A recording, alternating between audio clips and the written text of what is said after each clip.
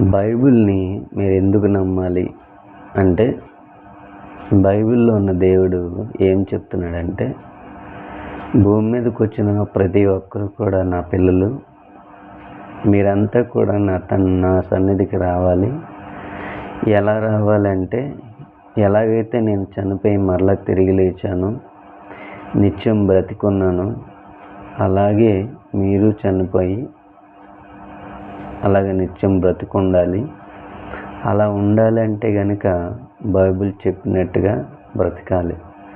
Bible ఏం చెప్తుంది అంటే, ఈ లోకంలో ఉన్నట్టుగా కాకుండా వ్యభిచార విషయంలో కానీ, దొంగతనం విషయంలో కానీ, అబద్ధ విషయంలో కానీ, అల్లరి అనేక సందర్భాలు అనేవి రాయబడి ఉన్నాయి. అన్నీ చెప్పడానికి సరిపోవు కదా. ముఖ్యంగా మనలంతా చేసేవి శరీరాశ, నేత్రాశ, జీవటము. వీటి మీదే బేస్ అయ్యి చాలామంది వారి జీవితాలను పాడు చేసుకుంటారు. అలా పాడు చేసుకోవద్దు అని చెప్పడమే బైబిల్ ఉద్దేశం.